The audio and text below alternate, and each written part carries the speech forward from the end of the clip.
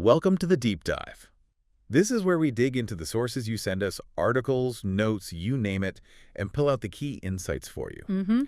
And today we are jumping right into the world of Mecha. It's a new mech combat game, and it's been making some serious waves online. Yeah, definitely seen a lot of talk about it. So for this deep dive, we've got a whole stack of stuff you sent over. Official blogs, system requirements, the Steam page, which is buzzing. Reddit threads too, community discussions. Exactly. And a bunch of video reviews, gameplay footage, the works. It's quite a mix. Yeah.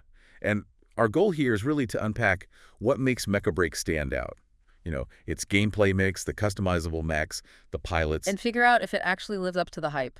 Especially being free to play, right? That's always the question. Always the question. So let's start right there. What is Mecha at its heart? Well, at its core, you could call it a hero shooter. Kind of.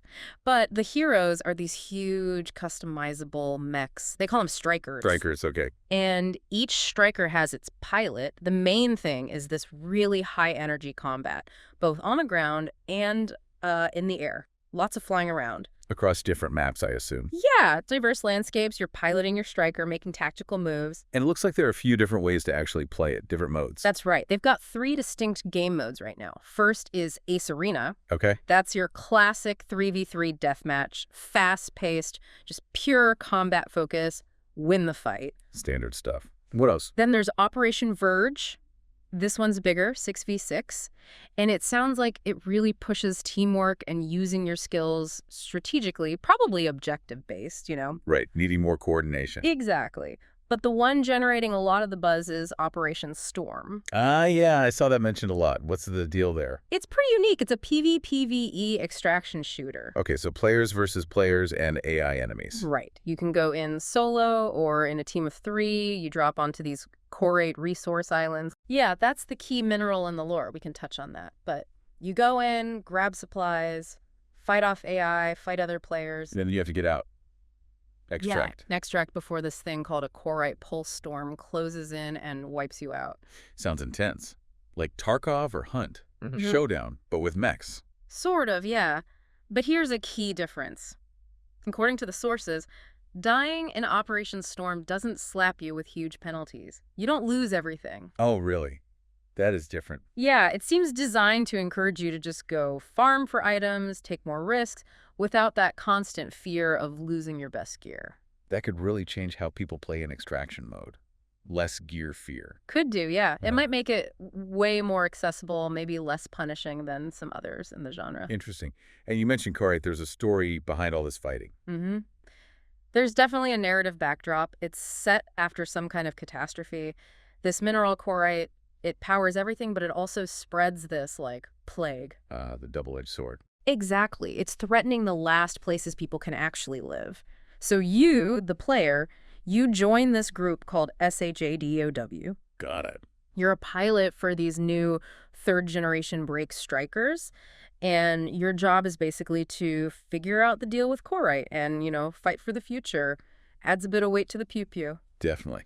So when people are playing it, what other games does it remind them of? What are the comparisons popping up? It's an interesting mix, actually. The controls, how the mechs feel. A lot of people compare that to Armored Core. Okay, the classic mech series. Especially if you're using a joystick, apparently. You get that sense of weight, that responsiveness. Right. But the overall game structure, that feels much more like a modern hero shooter. Think Overwatch, maybe, objective modes, team comps. And the rewards. Yeah, the reward system feels a bit like Apex Legends from what people are saying. It's like you're trying to pull in fans from a few different big genres. Smart move, potentially. Broaden the appeal beyond just hardcore mech fans. Exactly. Oh, and a fun side note, people are already going nuts in the customization suite, making their mechs look like famous Gundams. That's always a good sign for a customization system. So people want to try this blend out. When and where can they get it? Okay, so official launch was July 1st, 2025, and it is free to play. Good to know. Platforms. PC through Steam and Xbox. Preloads were available a couple of days before launch around June 29th. Any word on PlayStation? Yep, a PS5 version is confirmed, coming later in 2025, though. No exact date yet. Okay. And any localization notes? Yes. For listeners in Thailand, it does support Thai language for menus and subtitles, which is great to see. Excellent. All right, let's dive deeper into the main attraction then. The mechs. the strikers. What kind of variety are we talking about here? Roles, types. Yeah, the strikers are definitely the core. There are 4 main roles you can specialize in. Okay. You've got support, obviously, buffing, healing, helping the team, brawler for getting up close and personal, lots of melee, Makes sense. attacker, which seems focused on high mobility, quick strikes, and then your sniper for long-range support fire. Pretty standard archetypes, but in mech form. Right. But then there's another layer, the mech types. Types. How does that work? Well, there are light, medium, heavy, and even ultra-heavy types. And this dictates things like speed, mobility, how much damage they can take, their basic physical stats. So a heavy attacker would be different from a light attacker. Exactly. You could have an ultra-heavy attacker, like the sources mentioned Inferno and Stego. Maximum firepower, probably slower. Okay. Or an ultra-heavy defender, like Tricera, which sounds like a real tank. Big shields, health regeneration, super tough. So you're choosing a role and a weight class, essentially. Right. Adds another strategic layer. Definitely. You have to think about the striker's role and its physical limits when you're building a team or trying to counter the enemy. Gives you lots to consider. So how do you actually get your hands on these different strikers? Is it a grind? Paywalled? Seems like it's mostly through game progression, just playing matches, earning currency, that sort of thing. Okay. What was interesting, some players in the demo were saying they could unlock all the available mechs in just like 3 hours using the in-game currencies. 3 hours for all of them. That sounds surprisingly fast for a free-to-play game. It does sound generous, yeah. It means you can try out different strikers pretty quickly, find what suits you without a massive time sink up front. Good approach. Now, customization. You mentioned people making Gundams, so the look is customizable. How deep does that go? And what about performance? Right, so there are a few layers here. First, you can customize your pilot character. The person inside the mech. Yeah, the system looks pretty detailed, lots of options, but, and this is a point of feedback, you don't actually see your pilot much during gameplay. Oh, only in menus and stuff. Mostly, yeah. Cutscenes, maybe the MVP pose at the end of a match in the hangar between matches, but not really in the thick of it. And some players felt like the options were maybe reduced a bit since the beta. And there are the usual worries about some pilot cosmetics being behind a paywall. Right, the classic free-to-play concerns. That's for the pilot, though. What about the mech itself? The striker's appearance? Now that seems to be where they went all out. The paint system for the striker is apparently incredibly detailed. Like really granular. Super granular. Customizing tiny little parts, decals, finishes. People are saying you can spend hours, literally days, just getting the look exactly right. Wow. That's dedication. That's where the Gundam replicas come from, then. Yeah, that's the one. It sounds like a dream for people who love tweaking visuals. Okay, so visually, it sounds amazing. But can you customize how the striker performs? Change its stats? Yes, you can. That's done through modification parts or just mods. Mods. Where do you get those? You can farm them in that PvPvE extraction mode, Operation Storm, or get them through things like the Battle Pass, other activities, standard stuff. And what do? Just boost stats? They affect stats, yeah. Not the look of the mech. And they have rarity levels, white, green, blue, up to gold. Higher rarity means bigger stat changes. Okay, but is it just straight upgrades? Like, find a gold mod, install it, become amazing? Here's the interesting part. No. Every mod gives you a positive and a negative stat change. Ooh, okay. A trade-off. I like that. Exactly. It adds a real strategic choice. Do you want to, say, boost the shields on your tanky Tricera even more, but maybe sacrifice some movement speed? Right, or maybe try to shore up a weakness, like give a slow mech a bit more speed, even if it costs some armor. Precisely. You can double down on strengths or try to balance things out. It adds this layer of theory crafting, especially for players who want to get really serious. Sounds cool. Does it make a huge difference in casual play, though? Maybe less so in casual matches, according to feedback. It's more for optimizing builds for competitive play. And worth noting, there's a chance all this mod progress might reset after the beta phase ends, so maybe don't get too attached just yet. Good caveat. Okay, let's shift to the actual feel, the combat. How does it play? What's the vibe on the battlefield? The words that keep coming up are fast, smooth, fluid. Seems like the movement and action are really slick. Fast is good for action. Is it hard to aim, then? Well, they included an auto-lock system, or aim assist.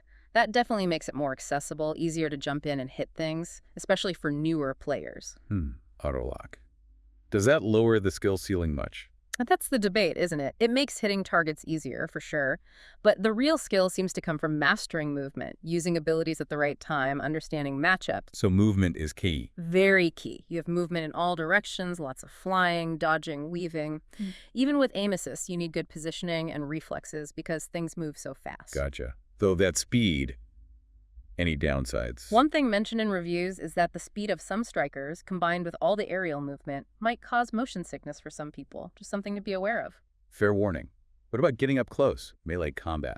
It's definitely a thing, but not for every striker. Some are purely ranged. Okay. But the ones that do have melee weapons or shields have a pretty neat system. You can parry attacks. Like block and counter. Yeah, parry and then counterattack.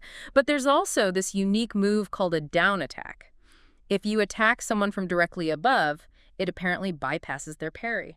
Oh, interesting. So verticality matters even in melee fights. Seems like it, yeah. Gives those high-flying brawlers an edge if they can get above you. Cool. So with all these roles, types, abilities, mods, how much does team composition and strategy matter? Is it just run and gun, or do you need coordination? Oh, coordination seems absolutely vital. The sources really emphasize a rock, paper, scissors dynamic between the different strikers. Can you give an example? Sure, like pairing a panther, which is a strong melee striker, with a pinaka, a support mech. Okay. The pinaka can heal the panther and give it stagger resistance, basically letting it stay right in the enemy space, causing trouble. That's a good combo. Nice synergy. Any counterplay examples? Yeah, like a flying striker, Falcon, might be really vulnerable to a sniper like Narukami. Makes sense. Right. Ground the flyer. But then Falcon also has abilities to counter stealth, maybe spot the sniper, so there's this back and forth. Layers upon layers. Sounds like playing with a coordinated team is probably a big advantage then. Definitely. The reviews suggest pre-made teams who know how to synergize their strikers are generally the most powerful. Communication and planning seem key for winning consistently. Makes sense for a team-based shooter.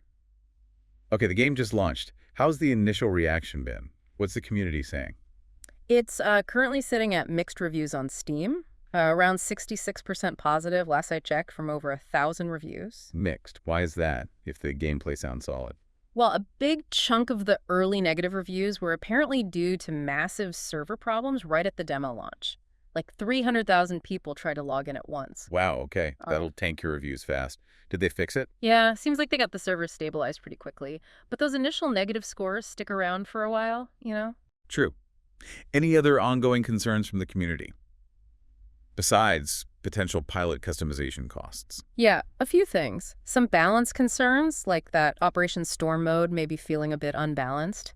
Certain weapons, like auto beam lasers, being called overpowered. Always tricky balancing PvPvE. For sure. And then there's the mention of kernel-level anti-cheat. Ah, that always sparks debate. Always does. Some players are just inherently uncomfortable with anti-cheat that has such deep access to their system, even if developers argue it's necessary to stop cheaters effectively. So typical launch hurdles and free-to-play discussions, it sounds like. But is the overall feeling positive? I say so, yeah. Despite the initial bumps and those familiar free-to-play worries, there seems to be a lot of passion in the community. People are actively promoting it, seeing the potential. That's a good sign. Shows the core game has something appealing. Exactly. The potential for it to be huge seems to be there. The challenge is for the devs to address those balance and monetization concerns quickly. Keep listening to feedback. Right, keep that positive momentum going. Okay, final stretch. For people listening who are now thinking, okay, I want to try this, what kind of hardware are we talking about? Can my machine run this Mech Mayhem? All right, let's talk specs. Minimum requirements. You're looking at about an Intel Core i5-6500 or a Ryzen 3 1300X for the CPU. Okay, fairly reasonable base. GPU. GPU-wise, minimum is an NVIDIA GeForce GTX 1650 or a Radeon RX 570 and 8 gigs of RAM, Windows 10 or 11. Got it. And for the recommended experience, to make it look shiny. Recommended specs bump up, naturally. CPU, Intel Core i7 100 and 700K or Ryzen 5700X. Decent jump. Yeah. And GPU, NVIDIA GeForce RTX 3060 or a Radeon RX 5700 XT or, interestingly, an Intel Arc B580 is listed too, and 16 gigs of RAM for recommended. Okay, so a solid mid-range to higher-end rig for the best experience. How much hard drive space does it eat up? The estimate for the full install is around 60 gigabytes. The preload on Steam was smaller, about 34 gigs, but expect the final size to be near 60. Pretty standard for a big modern game. No. Any install advice? Definitely put it on an SSD if you can. That's pretty much standard advice now for better loading times and performance. True. And any word on portable play, like Steam Deck? Actually, yeah, sources say it runs surprisingly well on the Steam Deck, which is great news for handheld fans. That is cool. And you can track performance. Yep, it has built-in FPS monitors, so you can tweak settings and see how your system is handling it. Nice. Okay, so wrapping this all up then. Mecha Break sounds like, well, a really polished free-to-play package. It's blending that tactical mech stuff with faster, more accessible hero shooter gameplay. And throws in some seriously deep customization, especially visually. It feels like a strong start. Yeah, a really solid foundation. Definitely seems promising. Which leads to the big question, considering how dynamic the gameplay seems, how the meta could evolve with all these strikers and mods, Right. and considering the devs seem to be listening to feedback, at least initially, Yeah. what's the long-term impact this game could have on the whole mech genre? And how will it keep innovating, keep players engaged, especially when everyone's always looking for deeper ways to personalize their game,